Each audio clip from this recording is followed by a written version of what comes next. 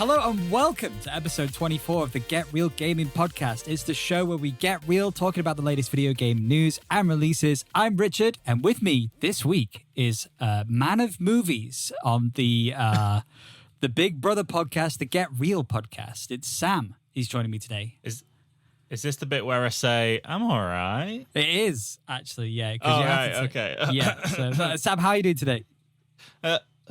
I'm all right. I'm not sure how Lawrence is going to feel about you taking that live from him this week.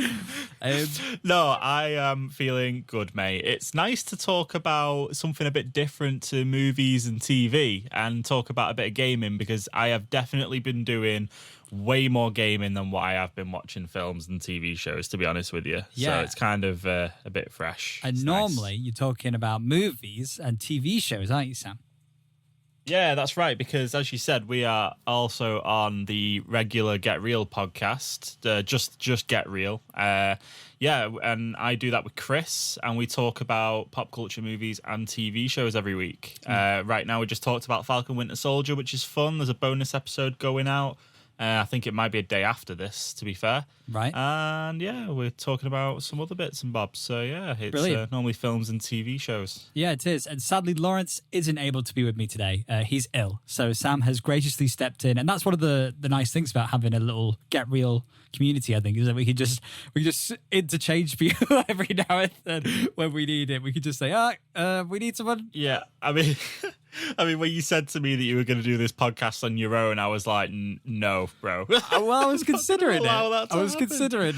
But I'm glad that you're here. Yeah, I'm glad that you're stepping in. So I was like, absolutely not. I am here. Don't worry. Yeah, I'm here to be a echo chamber for you. That's what I'm doing. Yeah. So just to quickly recap on the last week, the only not the only notable release, but Monster Hunter Rise was one of the bigger releases. It came out only on the Nintendo Switch, which means that not that many people are going to be able to play it. But it is coming to PC in 2022, apparently. So why is there such a massive delay between the Nintendo Switch release and the PC release? Is it just because it's... I don't know. What? I have no idea. It's just strange. Yeah, it's just coming out on the Nintendo Switch for now. So there's that. And then there's another game that I've seen the title of floating around called It Takes Two, but I haven't seen anything about it. But it comes out... Oh, it's out now. It came out on March 26th as well. But it's out on all platforms, I think, other than the original Xbox One. So it's out PC, PS4, PS5, Xbox X. Not the Switch, but it is a co-op game. So maybe it's some sort of co-op, like you can play it with your partner type game that's doing the rounds. Yeah. The first review on Google is, this is the perfect game to introduce your girlfriend into gaming. So it looks like I'll have to pick this up. Because necessary. I've only just got mine into the Marvel films really at the minute. So we'll move it on and we'll get into gaming eventually. But it looks pretty fun. Yeah. It looks a bit, it looks like it's got like a bit of a, it's weird to compare it to, but like, what's that film? Ants? Bugs Life kind of vibe to it. Oh, weirdly. Really? Yeah, like I'm looking at a photo here where two of them are riding frogs on, and it says taxi in the background. So that's nice. It looks fun. Anyway, I mean, now I'm seeing someone in space with a book that says Book of Love, so maybe it's not very Ants or Bugs Life vibe, but there you go. I mean, it looks interesting. It looks a bit. Not Portal? There's another one. There's another game that this kind of looks a bit weird and related to, but I can't think of what it's called. It definitely takes a bit of influence from a lot of different things by the looks of it. Doesn't it look a little bit like that movie Coraline? It does, yeah. It's a bit Pixar-y. I think that's why I'm saying Ant-Man and Ant-Man. Unravel. Unravel was the game you were thinking of, wasn't it? Unravel. Yeah, that's it. Right. Yeah, Unravel game. Yeah. That's the one I'm thinking of. It looks cute. And it's got good reviews as well. It's sitting around the 89 mark, apparently, on Metacritic. So, across all platforms. 4.9 on Google. So 4.9 on Google. Out of 5. So, that's a good reviewed game. It's a highly reviewed game. on launch. I like Google because it's like the voice of the people kind of thing. Like anyone can go on and do a Google review. Yeah, quick Google. And then, obviously we're professional enough to be able to bring that Google review to you. So listening, that's great. We'll save you a step of typing it in and pressing search. Yeah. Also, Evil Genius 2 is out today, which is one that Lawrence was keen to play and talk about. And it's kind of like one of those build your own like business type simulation games like Theme Hospital or like Roller Coaster Tycoon, but for an evil genius and his evil genius lair. And this like Prison Architect. I think it's more kind of. Sort of, yeah. I believe it's similar, of a similar vein. I get it. It's a bit like Roller Coaster Tycoon. Yeah, I see. In just sort of the way it's like you develop your own something and you are in charge of everything to do with that thing, like the Theme Hospital, 2 Point Hospital, or there's loads of other ones like Game Dev Tycoon or whatever it is. You kind of just build your own company up from the ground up and you run that particular thing. But in this case, it's an evil genius running an evil genius lair, which is kind of a cool. Before we move into this, do you know what this reminds me of? Did you ever play the Jurassic Park Tycoon game back in the day? I didn't play it, no. I saw a lot about it, though. So you would basically create your own Jurassic Park, and you would have to make sure that your people in the park are like being fed. So you'd have to have like entertainment. You'd have to have like food places. And then you would bring the dinosaurs in, and then you'd have to build the appropriate fence around it. Yeah. But you could also like break down the fence or choose to delete part of a fence and let a dinosaur run wild in your park, and the dinosaur would actually kill people, and then your park would get shut down. To the best of my knowledge, but I remember it was like quite crazy because it was like one of those where it was like you could like be like act God basically, and you would have like weather things happen, and you would have to like evacuate the island, and everyone would run away. Anyway, I'm talking about this in a little bit too much detail, but it reminds me of that basically. I thought that'd be a nice throwback if anyone remembers that game. It is, yeah, no, it is. I think that came to Game Pass or something at one point recently. I'm not sure. I hope so. I hope so. There is some subscription service out there currently that is letting you play that game for free. I know that for sure. Operation Genesis, it was called, I think. Oh. Wasn't there a mobile one as well? It wasn't the mobile one, was it? No, but it was very, very similar to it. It was that kind of vibe, but it was definitely on like PC or PlayStation, Xbox, something like that. Anyway, Evil Genius 2, is it received very well? Yeah, so far it's received okay, like 7 or 8 out of 10 we've seen, I think. So all right. And if you are interested in it, it is on a like launch deal on Steam for PC users, so it's like 10% off. So if you are an Evil Genius person waiting for it to drop on PC, well, you can snag it up at this point in time a little bit cheaper than normal. Good deal. Yeah. Good deal for those with PCs, as Lawrence would make obvious to me. Yes. This is honestly the longest just released section of the show I think we've ever done, Sam. But what have you joking? I need to lie down. This is like the fastest podcast I've ever been on. At this point, me and Chris have only just finished the preamble ramble, and we're like moving into what we've been watching, and I'm like, oh god. Yeah. So what have we been playing this week, Sam? What have you been? Playing. Playing, yeah. We've been playing a lot of Dota 2 again, and I don't know whether you've mentioned this already on like last week or what have you, but I've been really enjoying Dota 2 again. Yeah. Really enjoying it. Mm-hmm. It's so good. And it's been good. Yeah, it's been good. It's been fun. I think it's because there was a big gap between us not playing it for a while. And now there's like other heroes and stuff in there that kind of makes it a little bit more interesting. And there's lots of changes to like items and abilities and stuff. So it is kind of like jumping in again and relearning quite a bit. Yeah. So that's kind of made that quite fun. Yeah, there is a lot of new stuff in Dota that wasn't there, like all the Aghanim shard and new abilities have been given to almost every hero based on these new Aghanim shards. So even old heroes that you loved have all been reworked and tweaked, and models have been updated, and the maps changed, and there was just a lot changed. And I think one of the biggest differences is that the game does feel more balanced than it used to. Mm-hmm. So that's been really nice. It's kind of flipped the meta on its head a little bit, because obviously, you still have some heroes that are just ridiculously overpowered. Yeah. But it does kind of have interesting matchups. And on the back of that, I have been playing Dota 2 a bit, but I've also been watching the anime that got released alongside it as well. I think you finished it. I'm about halfway through it. And that's been pretty good to kind of like have a bit of a break and maybe give a bit more lore and stuff around the Dota universe and kind of give you a bit more attachment to characters and stuff. That's been kind of fun. Yeah. What else have I been playing? Things we're going to talk about. I've been playing Magic Arena, which has been fun. Getting into that, because last time I played any Magic the Gathering, it was in person with cards when we could last meet up in person. And that's fun. a long time ago at this point. That is a very long time ago. It's definitely over 8 months ago. Definitely.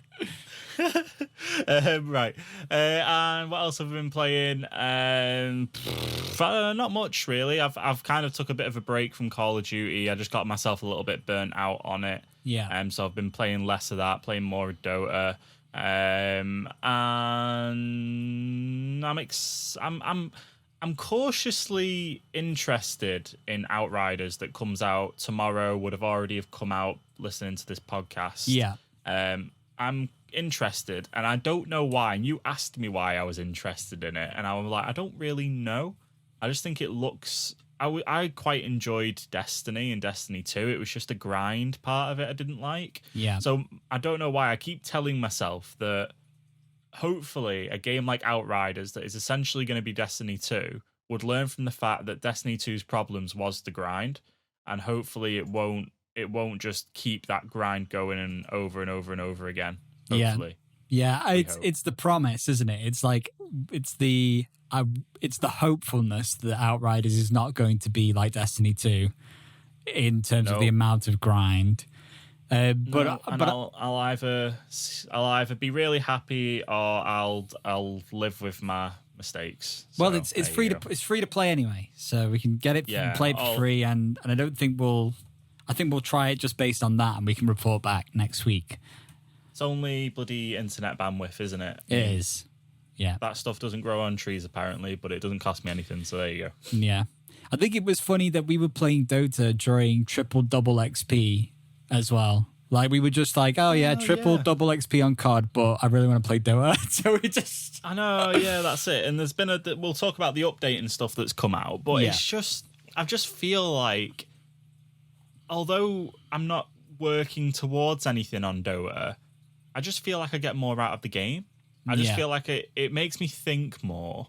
And when you do really well on it, it's really satisfying. Yeah. Where on COD, it's like you're always like, especially if you play zombies, you're always bound to do well to some extent. Mm-hmm. If you get killed on like Outbreak, it's because either you like slipped up and made a mistake or whatever. And I've kind of like moved away from multiplayer a little bit. I think you've probably found that when we played together, I'm a bit like, I don't really want to do things like COD League and stuff like that, because I'm not really into like the competitiveness of Call of Duty. But where Dota, there's that many different combinations of teams and things that could happen in the game that, to me, it just makes it a little bit more interesting. Unless you're getting bloody right-clicked by a snowball sniper, I mean, that's always fun. But anyway, but I get what you mean, though. I get what you mean, because zombies is like what's really keeping me going in terms of on COD right now. But the only reason like that I'm grinding zombies is to get the camo, which then I'm like, at the moment I'm kind of thinking, well, come November, it's probably going to be pointless having this camo anyway, because it's going to be the next Call of Duty, and we don't know how it's going to integrate yet with the next Call of Duty, if it's going to at all. So have you spoke about the speculation for the next Call of Duty already, or? We mentioned that. Last week we mentioned it was supposed to be World War II again. So I don't know how that would integrate in with Modern Warfare and Black Ops, because I think I was talking to Chris about this not long ago, and I was like, imagine like you've got it just seems like too much of a.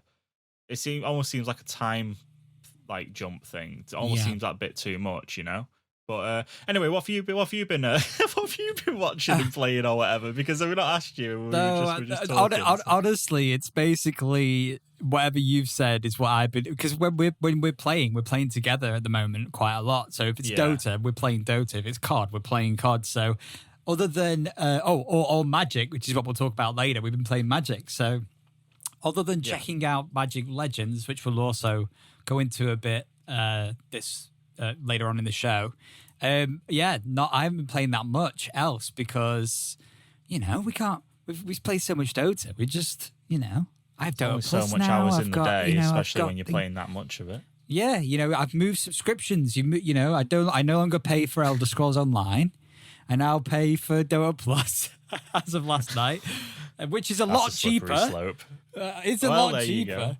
Honestly, you could get like 6 months of Dota Plus for the price of like 1 and a bit month on Elder Scrolls. So, but I still watch a bit. That's not too bad. Balloons TD6. I'm still playing a bit of it occasionally, but I did stop playing Hearthstone as soon as Magic came out on phone, because we were talking about this in the last episode that I'd actually like done a small in-app purchase on Hearthstone on my phone.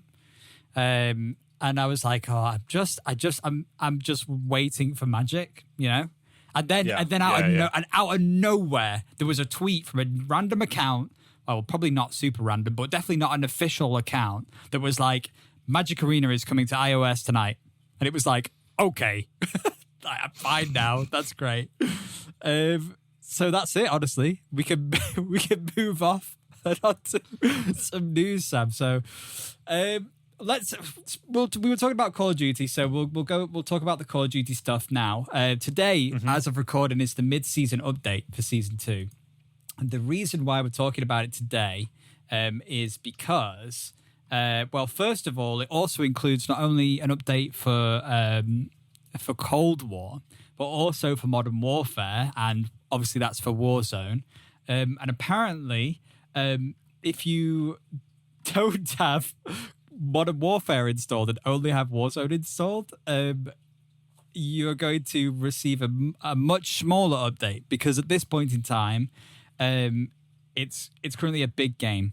Modern Warfare and Warzone together are big, and they're compressing it over time, but you can save yourself like 81 gigabytes if you don't have Modern Warfare installed at this point doing this update. That's absolutely insane. Like your Xbox or your PlayStation or whatever you're gaming on just turns into a Call of Duty Warzone machine. Yeah. Like, it's just mad. And it's like, when the next Call of Duty comes out, does that mean that you then have to have Modern Warfare and Cold War and the next Call of Duty all installed together? And it's like, when it drops a bloody 81 gig update, it's like, that's another game. Like, how big? How much are you adding?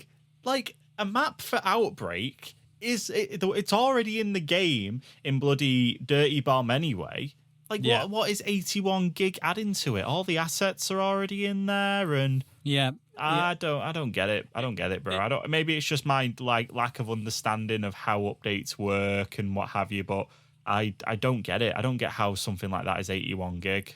81 gigs smaller, because it would be 133 gigabytes on PC for Warzone and Modern Warfare to download it at this point. It's just crazy, and obviously there's a lot of overwriting here, but that just you don't. It makes no sense, because it shouldn't make sense. This is like a AAA title that shouldn't need to re-download almost the entire game again just to do the updates on the bits that it's trying to update.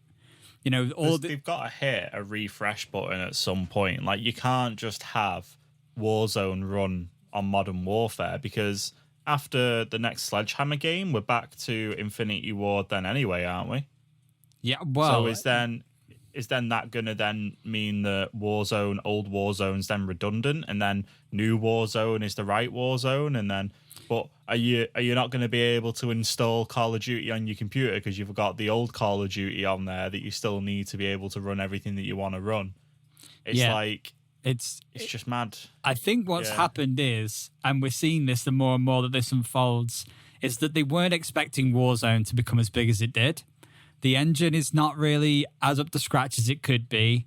And, we're seeing, because now the next Call of Duty game is coming out this year, but it's still it's trying to add weapons in from Cold War, and then it'll probably try to add in weapons from the next Call of Duty game. But you've still got to have Modern Warfare if you have Modern Warfare for the Warzone bit.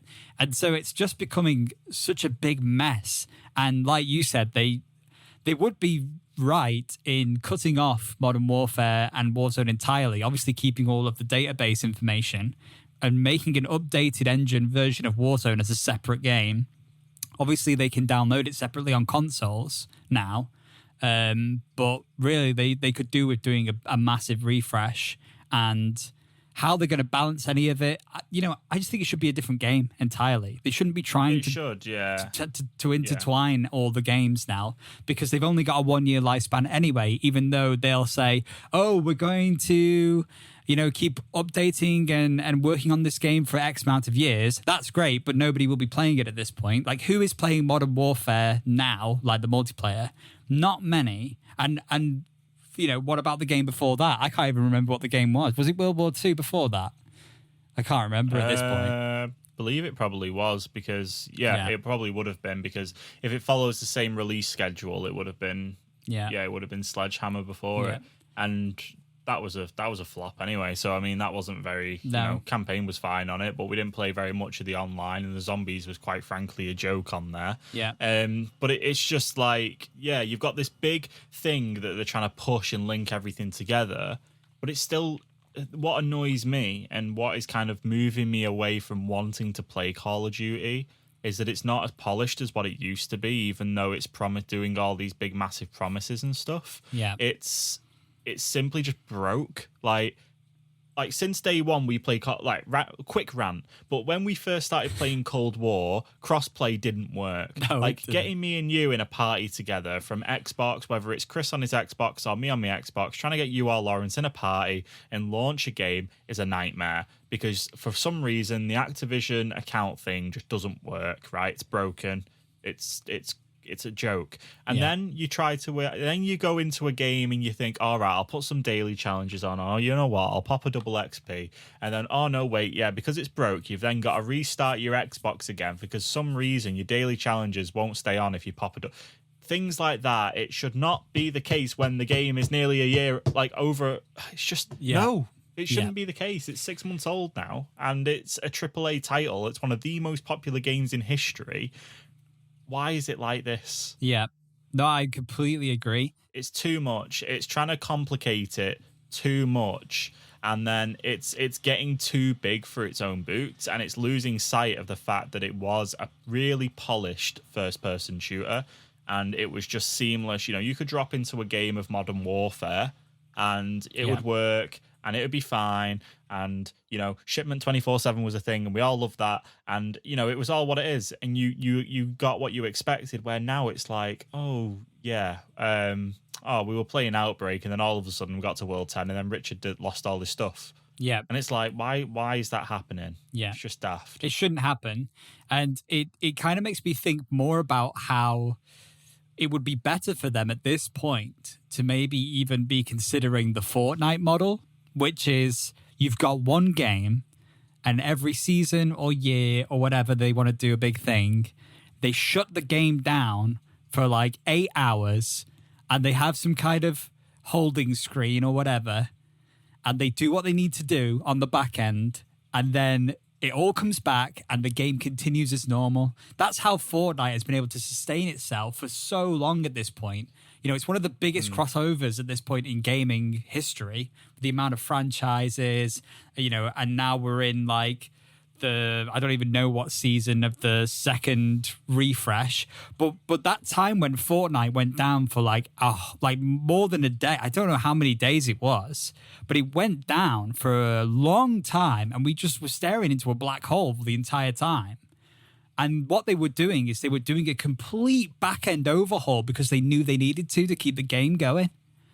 And that's fine because you set the expectation. Yeah. You set the expectation so people know. The problem is that the people don't know. Yeah. And it just, like, why not just make Warzone its own game? Just release Call of Duty Warzone as a thing, right? So all you need on the game is the maps and the weapons, right?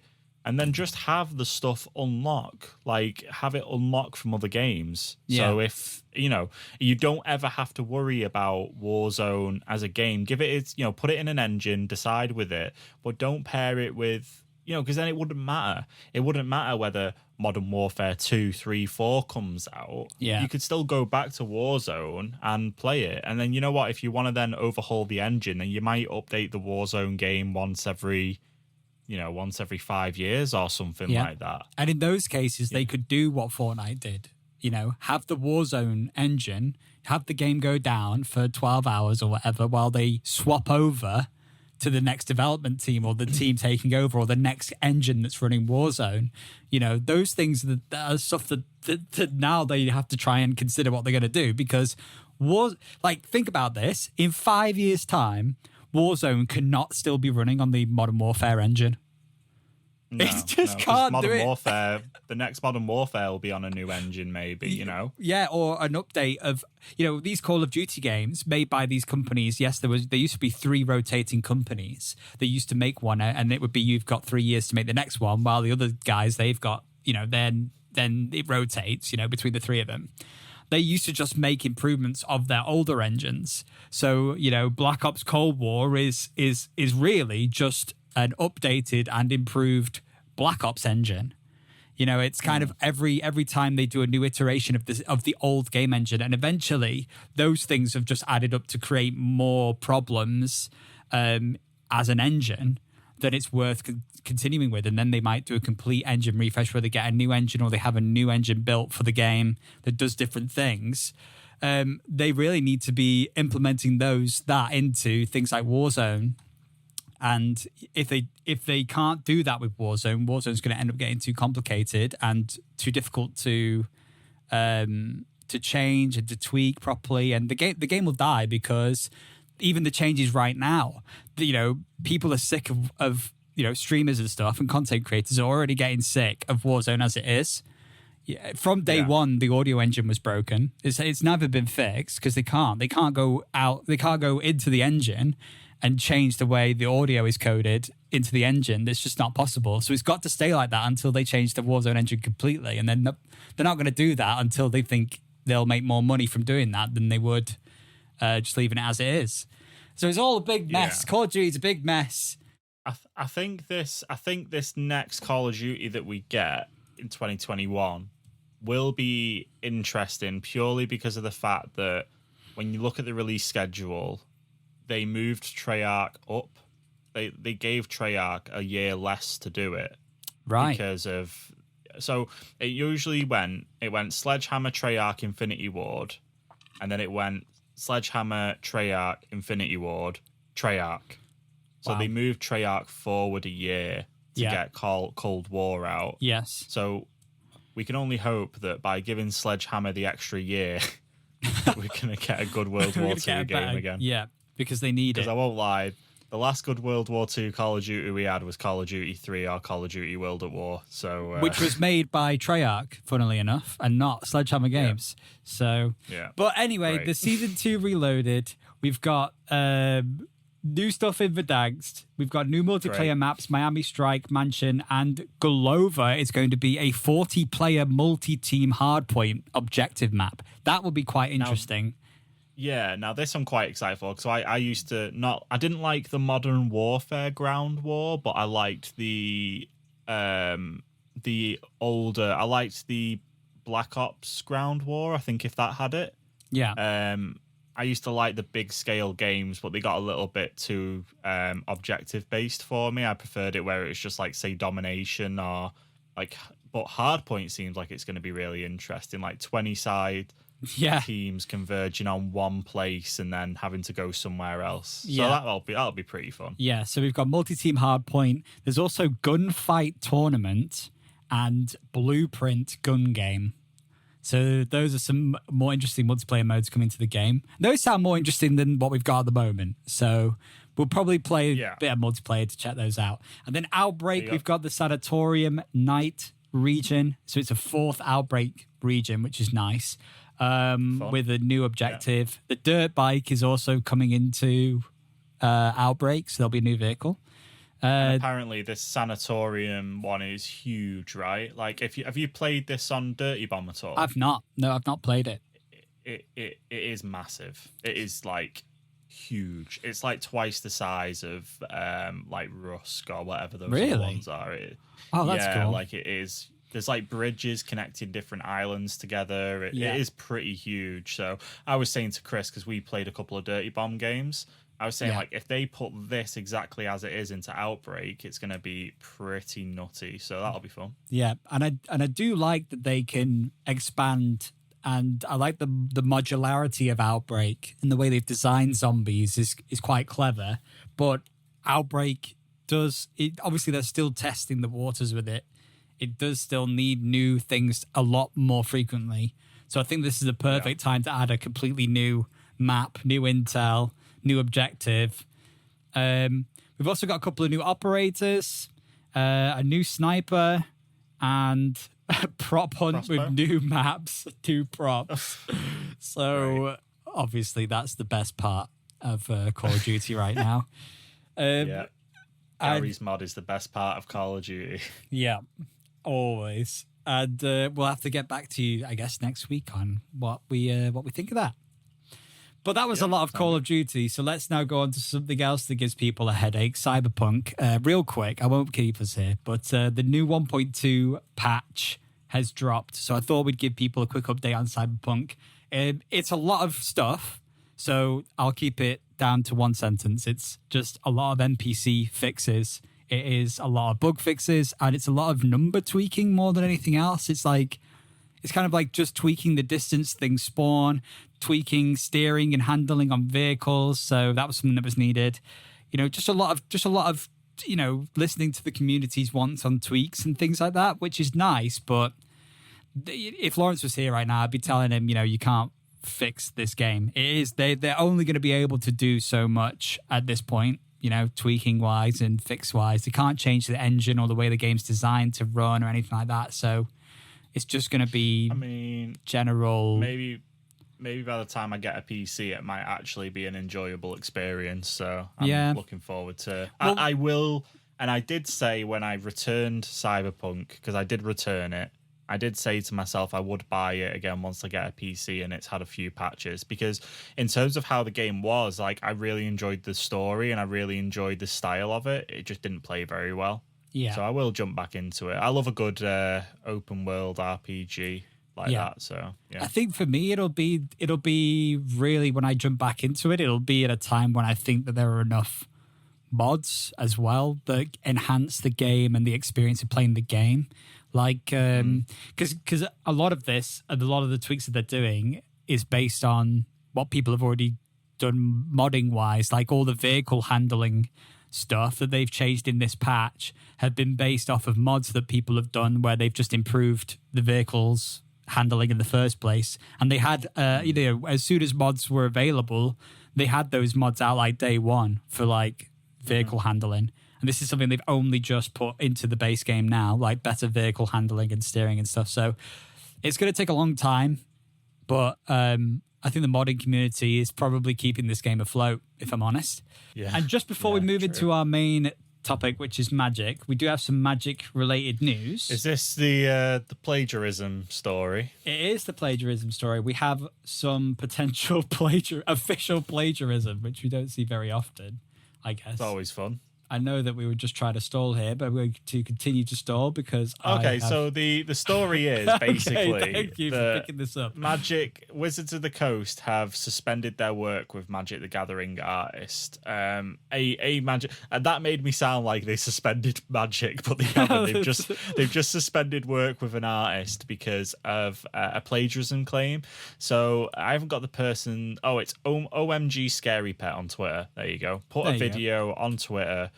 Basically showing some work that they did that was in the public domain on DeviantArt, but it was obviously still copyrighted under them. Yeah. Which was quite blatantly copied and put into a new Magic the Gathering card called Crux of Fate. Yeah. So there's a dragon in this where the head, he literally takes takes the dragon's head and like puts it at half opacity and puts it over the design on the card. Yeah. And it is a 100% a match. It is ridiculous. The hand's the same. They've redrawn the body apparently, but kept the style of it the same. And apparently they only redrew the body because it had a DeviantArt watermark over it. Yeah, from the original artist. Yeah, which is hilarious. So yeah, this is pretty bad, and I guess maybe there isn't a Shazam for things visual, right? No. So I guess I don't know where the quality control on this sort of thing would stick, but yeah, not great if you're putting something on a Magic the Gathering card that is gonna. Oh, sorry, it's to call out the artist. It's Jason Ferrick, Jason Felix. Sorry, I was trying to read it on the card, and it's there on the article. Yeah. Who has 127 pieces of Magic the Gathering art to his name. So I mean, you might want to go back and check those other pieces just to be on the safe side, maybe. It's possible. I mean, it's too late now. And the thing is in the art world, it's not uncommon for people to maybe take a reference image of like a body shape or something. You'd put it into Illustrator or Photoshop or whatever, and then you might, use the outline of some of the body or the shape or of something that you've liked the look of previously as the base of your thing. Like that's something that I've seen with artists beforehand, and people do it for professional stuff. People also just do it just to learn and just to practice getting the shapes right and stuff. So it is something that people do, but to see it on a card, on a mythic full art, card like this in Magic is kind of. It's crazy that somebody picked up on it, actually. I'm actually quite surprised. But down to the bends of the claws on the dragon, it's so accurate. This is not like, we thought we'd trace a bit of the shape but then make it our own. This is like an actual one-for-one, no change made here. I would call that plagiarism. That is some serious Yeah, clearly. I don't think we've had an update on whether Wizards reached out to the original artist at all or anything like that. Has this card already gone out into the world then? Has this already... So this is a card from the next Magic the Gathering set called Strixhaven, and I don't think the set is out yet. I don't think it's out yet. So they do potentially have the time to like push the release back and like fix this if they chose to like undo the work. I'm gonna be honest, I don't think they can. They could change it in Arena on digital form, but the problem is you've got to print these cards in foil. You've got to stick them in actual physical card backs to get wrapped up, boxed up, and sent around the world.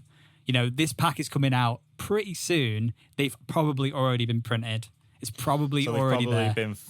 So they've probably been forced into a situation where they have to purchase the rights to use that then, I guess. Maybe.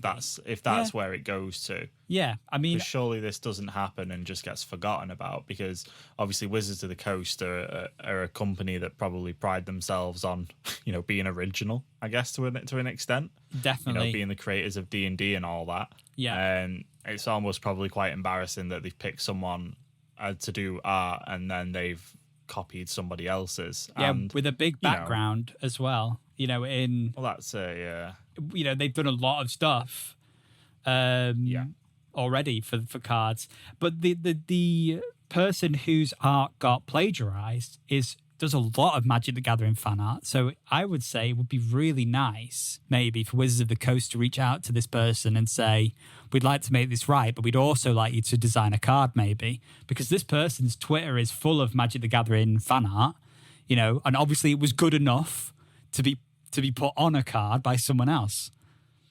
So yeah, what better way of trying to sweeten it by being like, okay, well, how about, rather than, you know, letting this go any further, how about you get to do a card in the next set, or how about you redesign that card for the arena stuff, or you know, it's maybe it's an alternative card, or maybe we give you a really special edition card or something, or blah blah blah blah blah. Wizards will know how to sweeten the deal. They'll know how to make it right. Yeah, definitely. Yeah. We'll see. Anyway, I'm sure people will be following this. So. Yeah, I'd love to know how. You know, because this person might not end up talking about it online anymore. They might do something behind the scenes. It might be fine. But if we do get any more updates, it's big enough for PC Gamer to want to talk about it. So maybe we'll see an update in the future. But yeah. Fun. So with the new set coming out, they've had Magic the Gathering Arena, which is the digital version of the card game, officially come out for the phone, which we spoke earlier on about. We've also had a brand new game, Magic Legends, come out. Magic Legends is a game made in collaboration with Perfect World, who have done other similar games, I think, and Cryptic Studios are the developers. Perfect World are the publishers. Let's have a quick look here. Games. Games. That's what we're talking about. Star Trek Online, Neverwinter, Torchlight 3, Torchlight 2, Torchlight 1, I'm guessing. Yeah, so they've got quite a few games published under their belt, and now they have worked in collaboration with Wizards of the Coast to publish Magic Legends. But we can talk about Magic the Gathering Arena first, because that was the first game. Yeah, and we both played that, so we can chat about that. Yeah, so you never really got into Magic Arena when it first came out. No, because I didn't realize it was available on Mac, which is all where I've been playing it. So I've got it on my iPad and I've not really played it. But it's nice to have it because I really enjoyed Hearthstone. But at the time, nobody would... Like, we played it a tiny bit, but we all kind of fell off because probably other things came out and stuff. But, yeah, it's not as beginner-friendly as Hearthstone, I would say. It's definitely more challenging. You definitely have to think about the wording of the cards quite a lot. Right.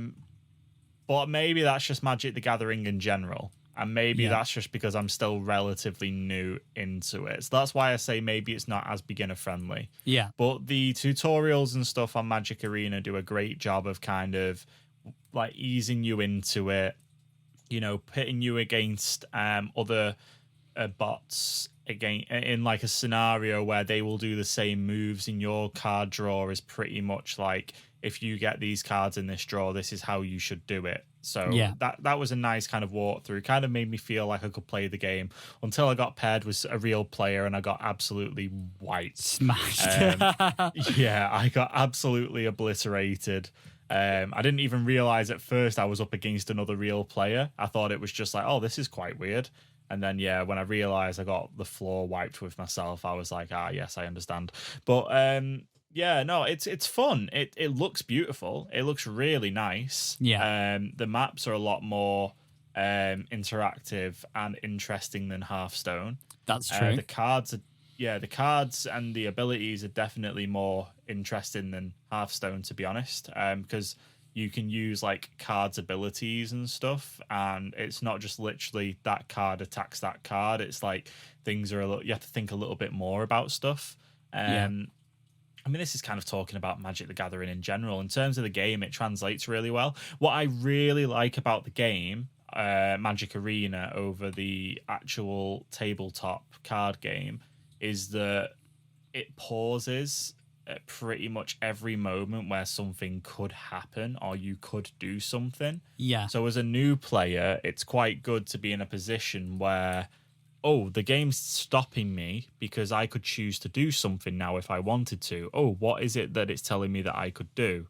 and then you can then look at your cards, or it might have like a little floating, like a little blue glow around the card that tells you, and then you'll read like the ability on the card, and then it'll be like, oh, you have, you can attack before something else, and it's like, all right, let me think about that, and that's nice, like having that thing, and it's almost like the game like talks you through it.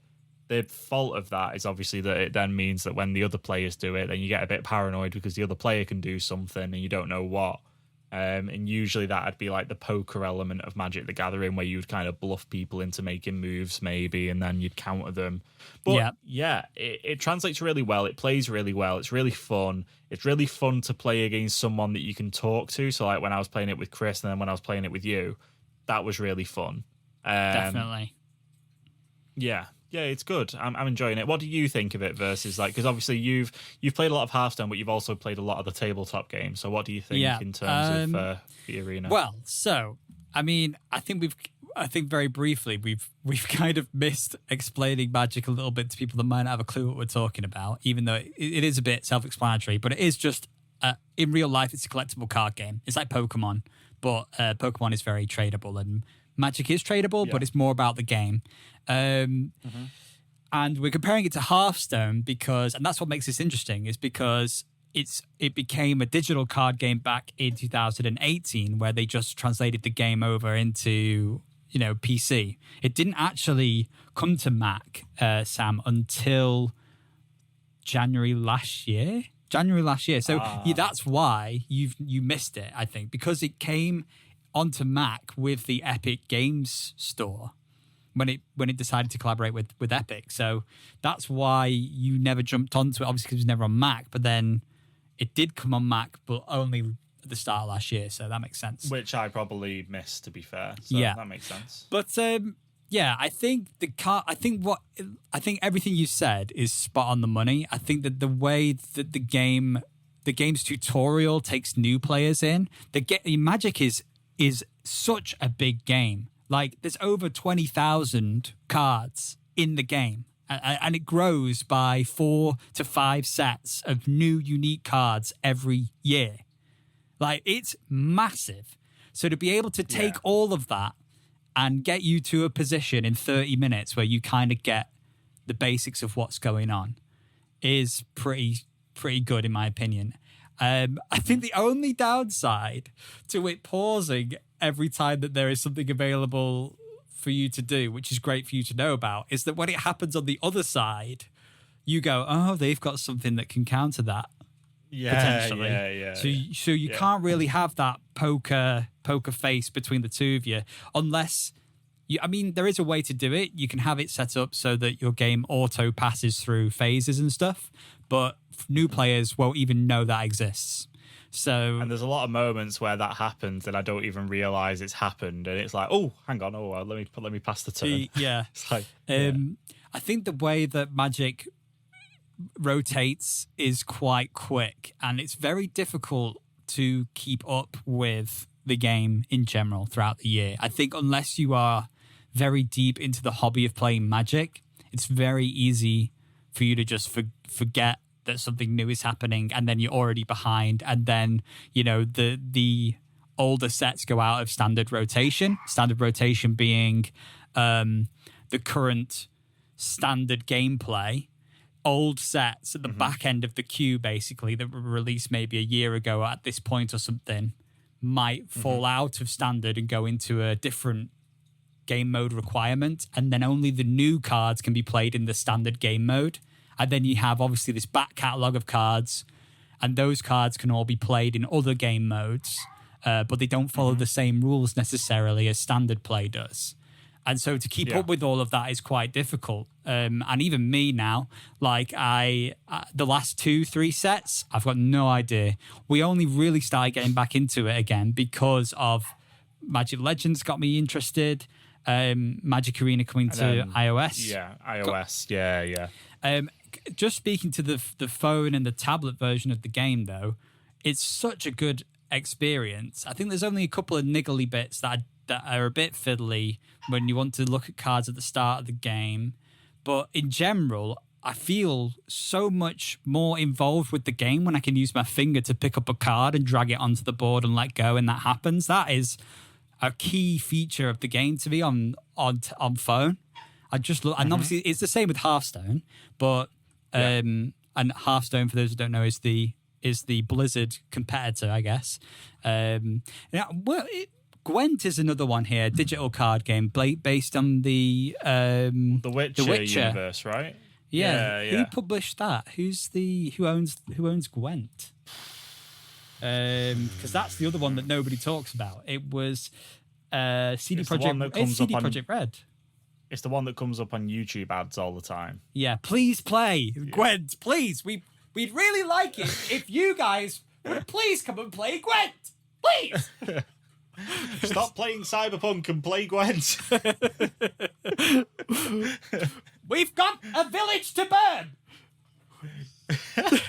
We've got a working game. Go to this instead. Yeah. So nobody plays Gwent, but Hearthstone and Gwent were both games based on Magic the Gathering. You know, Magic the Gathering came out. I think it came out the year I was born, so that makes it like 27 years old at this point. I think it was 1993, Magic the Gathering. So it's an old game, and everything has been based on it ever since. It's why it's so complicated and there's so many cards out there.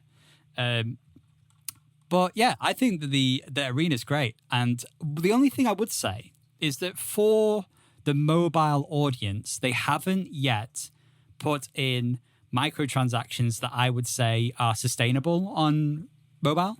Like they've had Magic Arena working on Android for half a year now, I think, or maybe 8 months or something. Like they've had it on Android for a while, which is why we knew eventually it was coming to iPhone. But like you look at the store and it's the same as on PC and Mac, and it's like the cheapest you can spend on a bundle of something you can just pay in hard cash right there and then is like 15 quid. And you can buy gems, which are the premium currency. But I think for the mobile market, it would be better to have like a $2.99, a $3.99, a $4.99 option. Like in Hearthstone, it was a $3.99 in-app purchase for me. And that was like when that last week when we didn't know this was coming out, I was thinking, oh, cool, I'm enjoying playing card games on my phone. It's a $3.99 purchase. I'll get quite a lot out of that for me as a new adventurer pack type thing. So yeah, sod it. But on Arena, I'm looking at it and I'm going, is there something for new players on phone?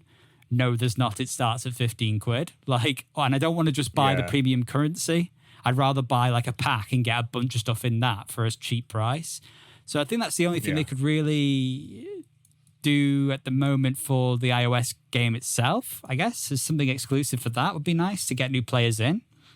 Yeah, I mean, it's got a Battle Pass-esque thing in there as well, which is quite good in terms of just giving you like that constant kind of, you're unlocking and you're opening packs and stuff. So that kind of gives you a little bit of that. But yeah, no, the microtransaction bit is something I never really delve into, unless it's like on sale or it's like really good value for money. I never really tend to look into anything like that. So yeah, I will say that since it has come out in 2018, they have added a lot of stuff to the game, including like new game modes and game types, and they've done events where they'll have a specific set of rules come in for a limited time. Like there's a game mode called Pauper that I think shows up more now than anything in this game, and I think it's the Pauper game rules are completely different to Standard, and it's quite a fun time. You can choose to play Pauper anytime you can in the real world, but I would love to see bigger game modes come to Arena, like Commander, which is like the 100 card game mode. Yeah, this is the thing that Chris was saying to me, that potentially they might look at, because they do Commander decks which take from other universes, right? Yeah. And that it might be cool for them to implement those cards into like, expansions or whatever for Magic Arena, where you could, like, I'm a big nerd, so there's a Warhammer 40,000 Commander deck coming, and it'd be cool if they could obviously implement that as an expansion for it or something, or just to be able to just expand it to other audiences and stuff, because it's crazy how much just knowing the lore and like relevant stuff within the world can help you understand the game. Yeah.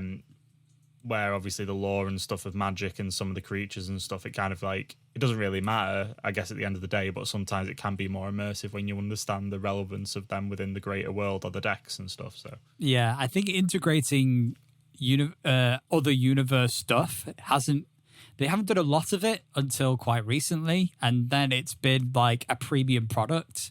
Like everything they've done that included like The Walking Dead and stuff was all very premium. I'm assuming the Warhammer stuff is going to be a bit more accessible, but I think they've been playing around with the idea of other universe stuff, and it'd be nice to see them just make things more accessible. The other side of it is that in Magic Arena, for other game types other than Standard, they really need that back catalogue of cards in the game, and I don't think they've got them all yet.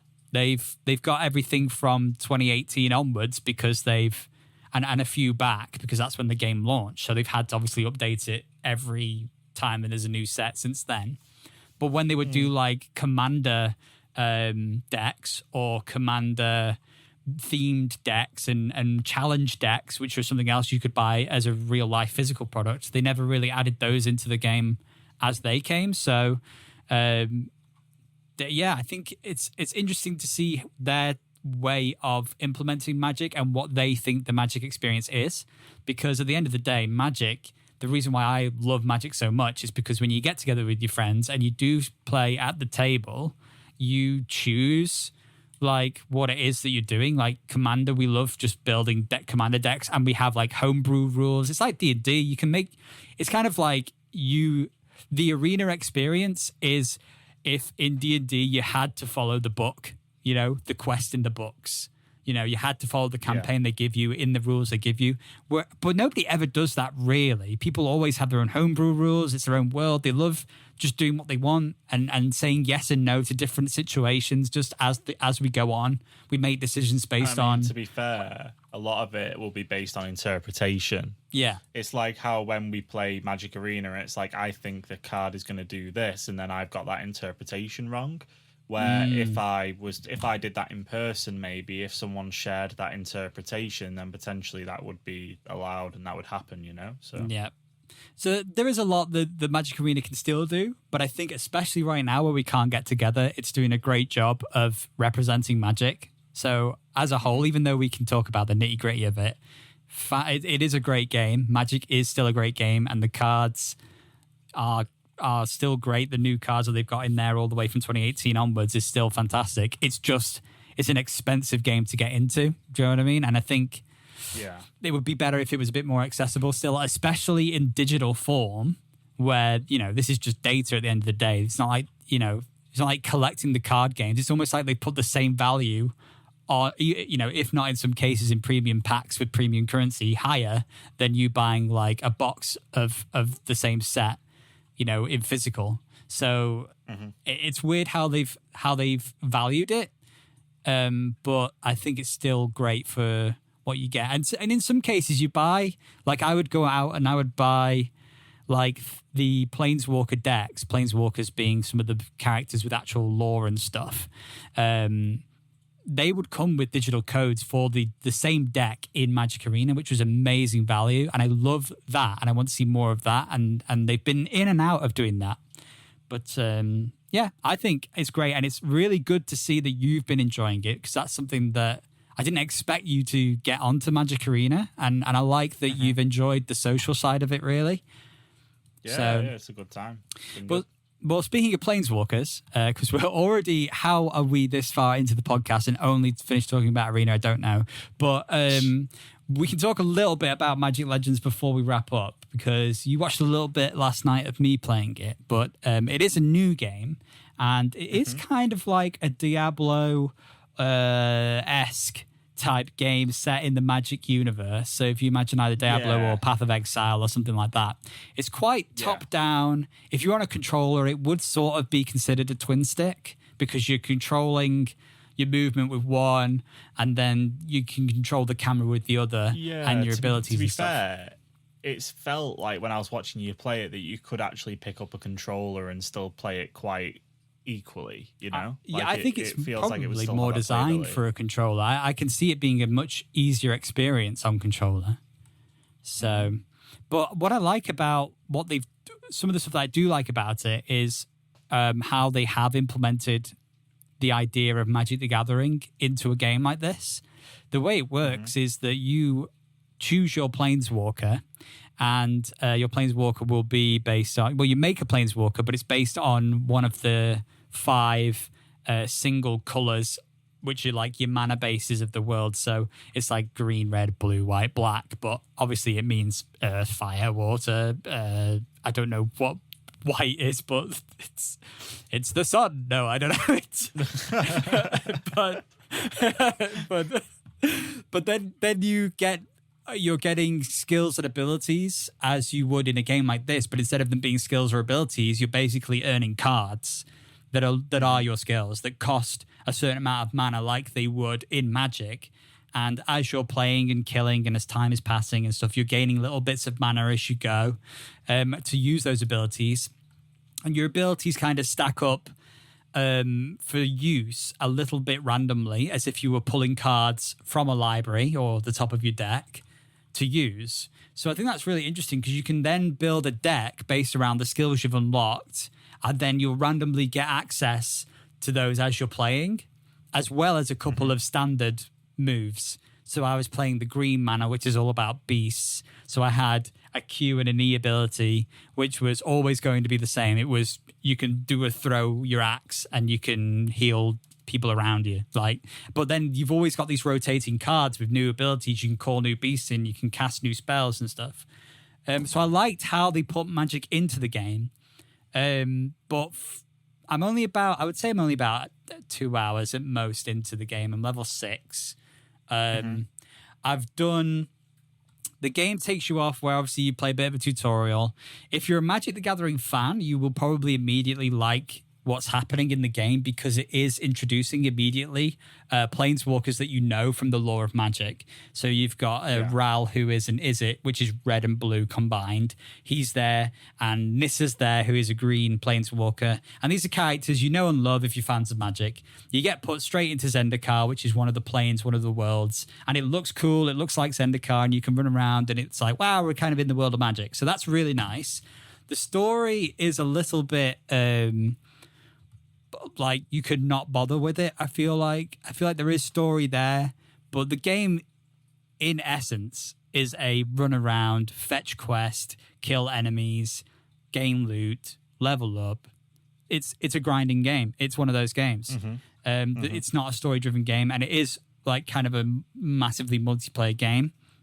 So you're running around and you're seeing other people also running around. So just like any MMO, really, it's kind of like a Diablo MMO in Magic. So that's nice in some ways. Yeah, it definitely has more of a Diablo feel to it versus a like Warcraft feel. Yeah, which is quite nice. Like it's not just a reskin of Star Wars Knights of the Old Republic or Warcraft for Legends. It's done something a little bit different. Yeah, and I think the difficulty of doing something like this is how do you integrate the world of Magic in a way that doesn't make it feel just like a reskinned game like that? Because Magic is a card game. So how do you make it not look like just a reskinned hack and slash fetch quest game? But I think they've done a decent enough job at this point in time. The game itself is not, it's like AA standard to, I don't think it's AAA standard. There are things that just don't work sometimes, or are a bit weird, or a bit glitchy, and you just think, this is not as good as it could be sometimes. But that's if you're being really nitpicky, you know? Yeah, but games like this, they have such a longevity to them that potentially after a bit of time they'll refine, and it's the long game with a lot of this. Like think about World of Warcraft on day one, it was probably pants. It's one of them where it after time and it has more stuff in it, that it'll probably feel a lot more full. Like that was probably the one thing I kind of felt from watching it. Like it did feel a little bit empty. Yeah, but it is in beta, right? Yeah. It's not the final release of the game. Well, it's they've considered it a soft launch, so they've said it is beta, but they're considering it out now, and they're just because like exactly what you've said, it's a growing MMO type game. It's just going to continue to improve to the point where they're happy for it to not be called beta anymore, but it won't be re-released at that point. What you've got now is like that's it. Like you will just continue now. Yeah. Okay. Fair enough. So no, but that's exactly what you were saying. That's to your point. Is that yes, it is a game that like Elder Scrolls. Like wow, now look at it today. But it's just one of those. It's one of those things where you play it and you think, could I really see myself putting that much time into this game and still be playing this game in years to come? I think it's too early for me to tell. Just based on what I've played so far, because as interesting enough as it is, the story side of it isn't as interesting as any of that right now. So I think it's definitely one of those things that I think if you put down, I can see you probably picking this back up in like a year or something. Yeah. And then being like, whoa, it's changed a lot for the better. Yeah. Yeah, I agree. I really feel like if I could just say one thing I want them to improve is the camera angle, because I know that what they're going for, but if they're going for that angle, I'd like it to be further zoomed out so I can see further. Or if they're happy to change the angle, I would like to see more in front of me, because I feel like at the moment I can see more to my sides than I can ahead. Or maybe just the freedom of being able to zoom in and out and have that control, like you do in Dota, or be able to tilt the angle a little bit more rather than it being fixed. Yeah. I mean, the angle wouldn't be so bad if we were further back. Like, if it was like we could see a lot more around us, a bit more like a twin stick, like S game. But I feel like they're still trying to figure out what kind of a game they are. Because, even when I'm going into dungeons, which is a very MMO experience in Magic Legends, it's you queue up for a dungeon in the world and then you're put in with a group and there's an objective. Those parts of the game still are very hit and miss. It's like a 5-minute, there's a timer, and then like maybe you have to go, in Zendikar, for instance, you have to go to these pillars and then you just attack creatures around the pillars, and then the pillars are fine again, and then you go to the next pillar. But doing that for 5 minutes was difficult. Like once you've done one, you're like, okay, what's next? But this dungeon was 5 minutes of the same thing at the same pillars, and it was like, this is weird. Like, it's an MMO experience, dungeon experience, but I feel like they don't understand what that experience should be. Like the objective isn't right for it. So yeah, it is one of those things that it's going to have to grow. But my initial impressions are probably there's a lot that they can do with it, and I like that it's Magic, and I like that there's Planewalkers, and I like that there's a lot of familiarity immediately. It's definitely got this. It's definitely got the bones for a good game, right? Like it's all about where they take it from here. Yeah. And I think that will decide on whether or not it pays off or not, I suppose. Yeah, because it's what, even though I'm like a fan enough of Magic the Gathering to enjoy the familiarity, you have to ask yourself, if this wasn't a Magic the Gathering game, would it be a good game? Yeah, and that is really hard to give an answer for this early. So I think it is a matter of time. But, I think probably the fact you have to question that probably answers that question. Probably. Yeah, probably. But I get what you're saying. But I think because, Perfect World have got a lot... They've got a big portfolio. They've got an old portfolio, and Cryptic Studios... let's see what they've done in the past. So they also did the Dungeons and Dragons Neverwinter stuff, the MMO, the Star Trek Online. So Cryptic and Perfect World have worked together numerous times on games like this. Cool. So we know that they've got some sort of credibility to them. This isn't their first time trying it. So with their experience, you should hope that with someone like Wizards of the Coast really pushing truly the amount of content that they do, that should definitely give this game enough to keep updating it and keep it alive, Plus- so to speak. Yeah. And plus, you've got all the lore there already. You don't have to pull it from anywhere else. You've got it. It all pre-exists. Yeah, exactly. Which is good. Yeah. So anyway, that was just the first impressions of Magic Legends. And obviously we talk a lot about Magic in this episode, but we want to know whether you have played or tried Magic Arena or Magic Legends and what you think. So you can do that at GetRealPod on Twitter, Instagram, and Facebook. And you can email us at getrealgaming@gmail.com if you'd rather do that instead. But to that point, we'll have to magic ourselves out of this episode, Sam. So thanks very much for stepping in. I would like to know, before we go, oh yeah, hit us up and let us know what your favourite magic trick is. Oh my God. What's your favourite magic trick? It's got to be the one where you pull the bunny out of the hat. Oh yeah. It's a classic. We spoke about it last night. We did. Yeah. It is a classic, yeah.